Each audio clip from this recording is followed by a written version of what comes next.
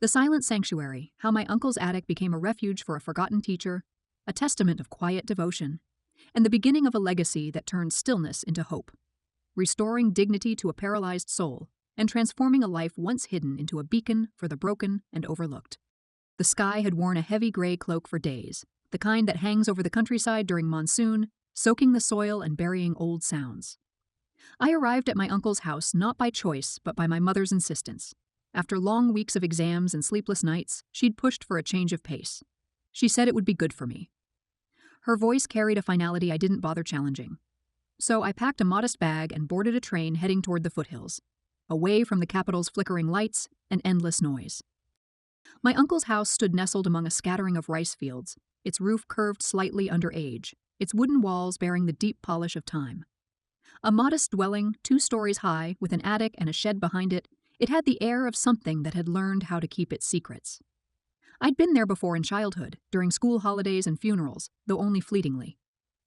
I remembered little other than the faint scent of oil lamps and the sound of a dog barking long after dusk. My uncle had always been a quiet man, retired early from medical work after a heart scare. He welcomed me at the gate with a nod, wordless but not cold. He handed me the house keys and a towel, then turned and walked inside. In the days that followed, I sank into the silence of rural life. Morning walks along muddy paths, slow breakfasts, and idle afternoons spent with books or staring at passing clouds. The days blended into one another, their edges softened by the rhythm of the place. But beneath the peace, something felt off-kilter, something just beyond reach. It started with faint sounds, a rhythmic creaking overhead at night when the house should have been still. A shadow moving past the second-story window where no one ever went. Once, I found the kitchen light on at 3 a.m. with no one inside. Another time, I discovered a bowl of freshly cut fruit sitting on the back porch table, untouched and covered with a mesh lid, though my uncle had been asleep all day and I hadn't prepared it. I chalked it up to my imagination, the side effect of too much quiet and not enough distraction. But the feeling lingered. The attic in particular drew my unease. The staircase leading to it remained locked, the padlock rusted and dusty as if unused. Yet some nights I heard soft dragging noises above, like furniture shifting slowly across wood. Once I climbed to the upper landing to press my ear against the attic door. From within, the faintest sound of breathing or wind drifted through. My curiosity got the better of me on the 6th day. That evening, after my uncle had retired early to bed, I walked around the back of the house, tracing the edge of the veranda. A small, weathered storage shed stood beside the vegetable patch. It had once held gardening tools and unused furniture. I hadn't thought of it until I noticed the faint orange glow leaking out beneath the door frame. The door wasn't locked. I pushed it open slowly, revealing a sight I hadn't anticipated. The room had been converted. Gone were the tools and dust-covered boxes. In their place stood a hospital bed, its steel frame aged but polished clean. A wheelchair sat to one side, beside a cabinet stocked with medicine bottles, adult diapers, gloves, and what looked like a suction machine. The bed was neatly made, empty. I stepped inside, chilled by the stale scent of antiseptic and something else, an old, unmoving kind of air. Before I could process the scene, I heard the creak of footsteps behind me. My uncle stood in the doorway, his face in shadow. He said nothing, only closed the door gently after me and gestured for me to leave the shed. I followed him back in silence, the night thick around us. He didn't explain. He didn't need to. The next morning, I tried to let it go. I went about my chores, washed my clothes, swept the porch, and brewed tea for both of us. But that room haunted me, not for what it held, but for what it suggested. That someone had lived there recently, or still did. That my uncle, quiet and solitary, was not truly alone. It was then I began noticing more signs. There was fresh laundry drying behind the shed, long skirts, shawls, and large buttoned blouses. Not my uncle's clothing. In the early morning, I detected the scent of porridge cooking, though I never saw it being made or eaten. Once I heard the sound of a faint cough from the second floor just before sunrise. Another time, I spotted a glint of light from the attic window. I glanced up in time to see a pale face disappear behind the curtain. My heart thudded against my ribs. The face was familiar, though aged and thinner, the features sharper from illness or time. I couldn't name it at first, but recognition stirred like dust in my mind. It came fully the next day when I was cleaning the small bookshelf in the living room and stumbled across an old yearbook from my final year of high school. There, on the 3rd page, was her photo, Miss Hua. She had been my homeroom teacher, and perhaps one of the only people in school who had ever shown me true compassion. I had struggled that year, emotionally and academically, drowning in expectations. She had been kind but firm, The last I'd heard of her was that she'd taken a leave of absence. The reasons were unclear. Rumors had spiraled. Some claimed she'd gone abroad, others whispered of mental illness or a family tragedy. But no one knew for certain. Her name had faded from conversations by the time I graduated. The weight of it hit me slowly. The woman in the attic was her, aged, paralyzed, withdrawn from the world. I remembered her once commanding presence, how her voice could still a noisy classroom, and how she had believed fiercely in the power of redemption. Now she lived in silence, hidden in a forgotten attic, cared for by a retired man who hardly spoke. I didn't confront my uncle. I watched instead. I began noting his patterns of how he would rise before dawn and disappear into the attic stairwell for nearly an hour each morning. How he would emerge with a tray, empty bowls, or used bandages. He moved methodically, his pace slower than before. At night, I heard him above me lifting something, adjusting bedding, and humming under his breath. One night, unable to sleep, I sat by my window, staring into the moonlit backyard. Around 2 a.m, I saw him exit through the back door, guiding a wheelchair down the ramp. In it sat a figure, slim and motionless, draped in a shawl. He pushed her to the garden, where the scent of jasmine mingled with the earth. There, under the trees, he knelt and began washing her feet with warm water from a steel bowl. The act was slow, reverent. I watched until they disappeared again into the shadows. That image never left me. The next day, he saw the question in my eyes and didn't avoid it. He didn't explain everything in words, but through his eyes, I understood. Years ago, shortly after my graduation, she had been in a car accident. Severe spinal trauma had left her quadriplegic. With no family stepping forward and no funds to support her care, the hospital had arranged for institutional housing. My uncle, who had once worked in the same district clinic and knew her from shared volunteer work, intervened. He offered his home. The authorities had agreed under the condition of regular reporting. But as time passed and her condition failed to improve, visits became less frequent. Eventually, she was forgotten except by him. He had nursed her since, quietly, faithfully, with neither expectation nor recognition. Her mind had dulled from prolonged silence. She no longer spoke, and most days she didn't move. But he still believed there was something left of her inside. He read aloud to her, massaged her hands, and combed her hair. She hadn't responded in years. Still, he persisted. When I offered to help, he hesitated. But the fatigue in his limbs betrayed him. He nodded once, barely noticeable. I began by assisting with cleaning and feeding. Her body was thin, folded inward, like a flower that had stopped opening. Her eyes were dim, her mouth partially open most times, and her breathing shallow but steady. I read poems she once taught us, slowly and clearly, trying to pierce the fog wrapped around her. I combed her hair gently, careful not to pull. Sometimes I sat beside her, saying nothing at all. Then one day, as I was reading to her from a collection of Korean folk tales, her eyes blinked slowly, deliberately. I paused, uncertain. She blinked again, not random, a response. My uncle noticed it too. For days we waited, testing small stimuli, a finger twitch, a slight shift in breath when we entered. Her gaze followed us. Hope, that dangerous and beautiful thing, took root in the quiet house. The attic transformed. No longer a place of isolation, it became a sanctuary. I opened the window each morning, letting the breeze carry the scent of pine and soil into the room. I cleaned every corner, replaced the curtains, and laid down new mats. My uncle bought fresh sheets and began playing her favorite classical music on a small speaker. We surrounded her with memories of light and comfort. Her recovery was glacial. Some days she didn't respond at all. Other days her eyes met ours with quiet awareness. She began to swallow small spoonfuls of soft food. Once her hand twitched toward the window when birds sang outside. Each gesture was a triumph. The days grew longer. Summer began to mellow. My return to the city loomed ahead. I didn't want to leave, not now that the truth had taken shape and something meaningful had begun. But home called. Before I left, I sat beside her one last time. She looked at me. Her eyes, still quiet, held the faintest shimmer of recognition. A flicker of memory. Of who I was. Of who she had once been. When I walked away from the house that day, the sky was clear. The hills, green and heavy with promise, faded behind me as the road stretched forward. I knew I would return. The return to the city felt unreal, as if I had left behind a version of myself tucked between the hills and rice fields of my uncle's home.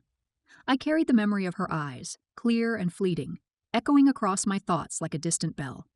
Life resumed its usual rhythm of lectures, assignments, and fluorescent lights humming in classrooms, but something within had shifted.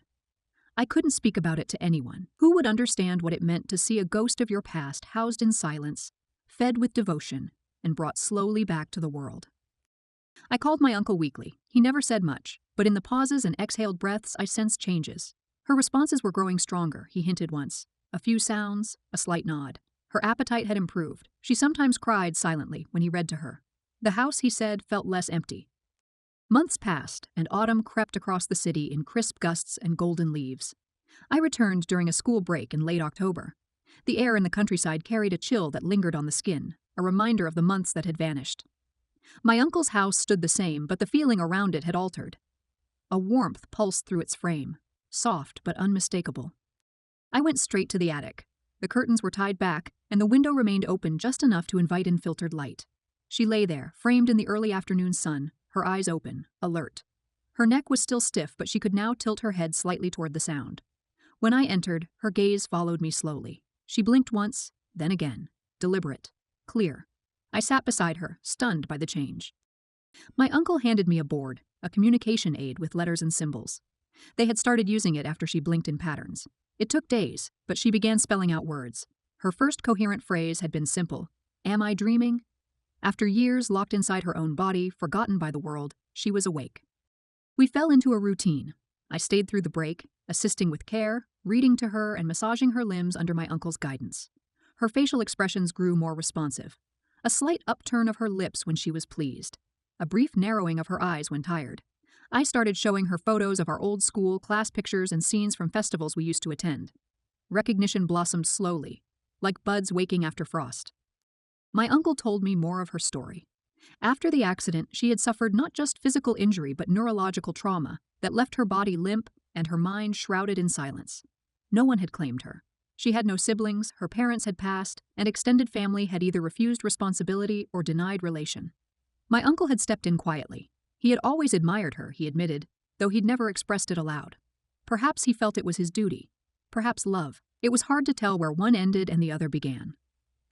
The attic, once a place of decay, had become a chamber of quiet joy. We celebrated small victories. Her first vocal sound, a low rasping breath shaped into a syllable. Her first expression of emotion, a tear falling during music. A visiting nurse confirmed she had entered what they called a state of minimally conscious awareness. It wasn't much in medical terms, but for us, it was a miracle. Winter came early that year. The fields turned brittle, the wind carrying dry leaves across empty roads. I returned again in December, this time with a digital device modified for easier communication. With the nurse's help, we adapted it for her use. She could now select letters slowly with eye movement. It exhausted her, but she persisted. Her messages grew longer and clearer.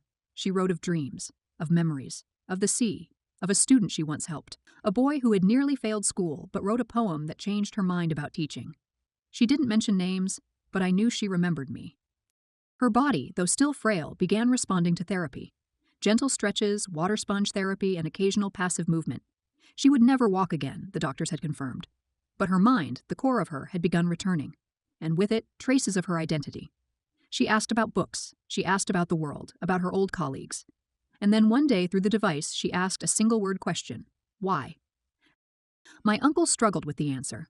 He had never told her why she was there or who had made the decision to take her away from the public wards and place her in the attic of a countryside home. He feared the truth would be too painful, that it would open wounds best left sealed. But she insisted. The explanation came slowly, over days. She read his words on the device, his reasons, his hopes, his fears. She blinked through most of it, unmoving, her eyes absorbing every syllable. Then she closed her eyes and remained still for hours. We thought she had withdrawn again, but when she finally awoke, she typed one word, grateful. From that moment on, she changed. Her daily routine became more engaged. She wanted music again, traditional songs, piano sonatas, even old recordings of school choirs. She requested visitors, though very few were allowed. I helped arrange a meeting with another former student who now worked in a clinic nearby. The girl wept on seeing her, knelt beside her, and promised to visit monthly. My uncle's health began to falter with the seasons. His hands shook more, and his walks slowed, but he remained steadfast. I urged him to seek help, to bring in a live-in nurse. He resisted at first, but eventually agreed. A woman named Sun arrived calm, trained, and respectful of silence. She took over the physical care, allowing us to focus on companionship and stimulation. Under her steady presence, life in the attic grew gentler.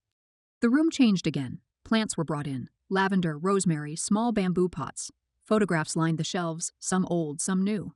We added a skylight, using savings and donations quietly gathered from a few ex-students who learned of her survival. The attic now sang with quiet life. Then, one spring morning, she spoke. The word was faint, broken but unmistakable, light. It came as sunlight poured in through the new window, landing across her hands. Her throat had trembled, her lips barely moved, but the sound was there.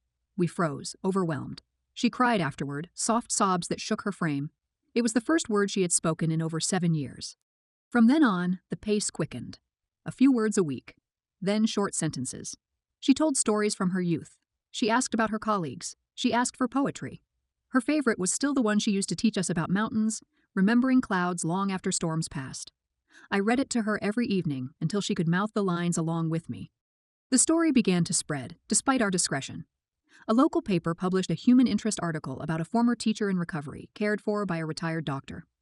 We gave only minimal details, withholding her name at her request. She didn't want pity or spectacle, just quiet dignity.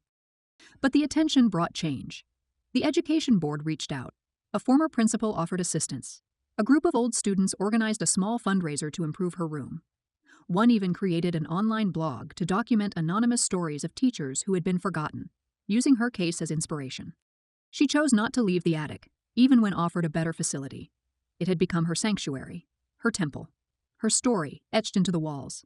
She insisted it was the only place where silence had ever truly protected her. She allowed us to widen the stair access and improve the flooring. But she never left.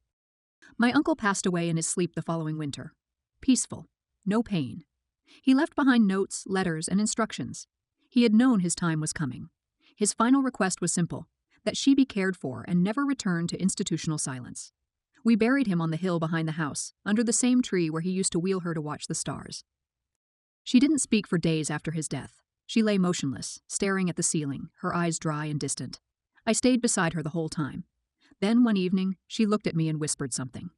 I leaned in close. Her voice cracked, but her words carried. He saved me, now save others. That night, everything changed again. We started planning. With funds from donations and government aid, we converted the house into a private recovery home. Small, quiet, and dedicated to those with similar conditions. She became the soul of the place. The attic was kept for her alone, but the other rooms opened to new patients. People came, broken and silent, and slowly found their voice again. She lived for 5 more years. Each season, she regained some movement in a finger, clarity in speech, or the ability to sit for short periods. She wrote short poems, kept a journal with the help of an assistant, and helped train caregivers. She never regained full mobility, but her spirit filled the rooms with something fierce and luminous. The house changed lives. It became a refuge for the forgotten, the neglected, and the broken. Her story was shared in medical journals, educational circles, and small community centers. But she never sought fame. She only ever wanted to remind the world that silence did not mean absence, that life persisted beneath layers of stillness. In her final days, she requested to be wheeled to the hill behind the house one last time. The tree under which my uncle had been buried had grown fuller, its roots stretching deep into the earth. She stared at the sky for a long while, her eyes reflecting clouds she once taught us to describe in poems. She passed quietly 2 nights later, holding a dried flower from that tree in her hand. We buried her beside him, no plaque, just 2 flat stones and a wooden bench between them. The house remains, still quiet, still watching. New voices now fill its rooms, echoing through the attic where a single open window welcomes the morning light. And sometimes when I visit, I read aloud the same old poem about mountains and clouds. And in the stillness, I imagine her listening, blinking once for yes,